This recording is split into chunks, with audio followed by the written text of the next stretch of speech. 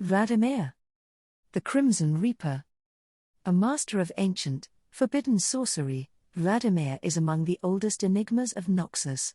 He was present at the dawn of the Empire, and has since woven his influence deep into its foundations. But he remembers little of those days. His mind is mortal, and so most of his unnaturally extended life endures not in his memory, but in his chronicles. History has lost track of Vladimir on many occasions, though its pages are littered with figures suspected to have been him. Legend once told of a prince in a kingdom threatened by the infamous Darkin, as their great war spilled into Valoran. With his father's crown at stake, and many more heirs ahead of him in the line of succession, the unfortunate youth was traded to the fallen god warriors as a hostage. Mortals were little more than cattle under the tyranny of the Darkin, their supremacy apparent in the sorceries they had conceived, the arts of crafting flesh and transmuting blood, granting them mastery over life itself. Believing himself above other mortal vassals, and therefore worthy of such power, Vladimir was the first of his kind permitted to study this terrifying magic. His devotion earned him a place of favor in his patron's war host, and the right to practice hemomancy and enforce the Darkin's will on lesser beings. Over time, the god warrior watched with amusement as Vladimir came to govern his subjects with as little mercy as the Darkin themselves. The fall of these cruel tyrants is, likewise, the stuff of legend. An account of it, written in the dead High Shuraman language, is kept hidden within the immortal bastion.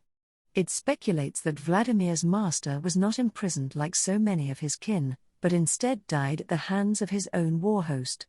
The few surviving mortals fled, taking what knowledge they had of blood magic with them. Unknown to all but Vladimir himself, it was he who struck the killing blow. Scarred, blinded, driven mad by the radiance of a Darkin's undoing, he absorbed enough power to renew flesh that was never meant to last beyond a mortal lifespan. And he has done this countless times since, through rituals too vile to speak of. At the height of Mordekaiser's dark reign, it was said that a mythic and bloodthirsty fiend haunted the coastal cliffs of eastern Valoran, demanding young lives and savage worship from the local tribes. Few were welcome in his lair, until the day a pale sorceress approached this barbarian god with an offer. The two feasted together as equals, weaving magic so dark that the wine at their table soured, and the roses withered, vibrant red turning to black. Thus began the pact between Vladimir and LeBlanc, rife with disputes, and games of politics and war. Over the centuries, others joined them, powerful nobles, exalted masters of magic, and beings darker still. This cabal grew into the hidden power that would guide the throne of Noxus for more than 1,000 years, orchestrating many of the Empire's most ambitious campaigns.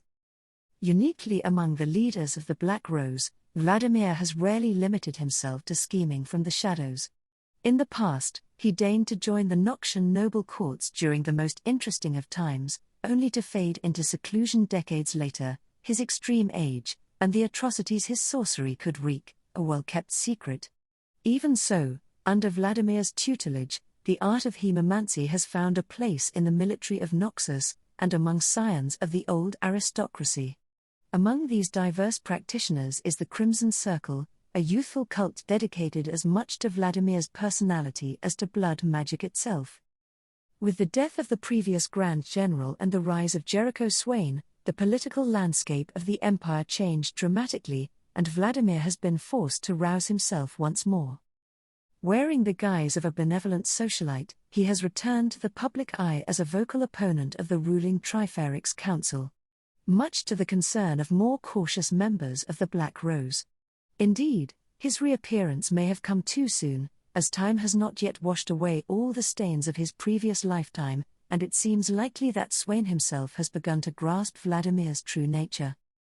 As a new and darker conflict approaches Noxus, Vladimir drinks deeply from the renewed vitality of the Empire, reminding himself of his past glories.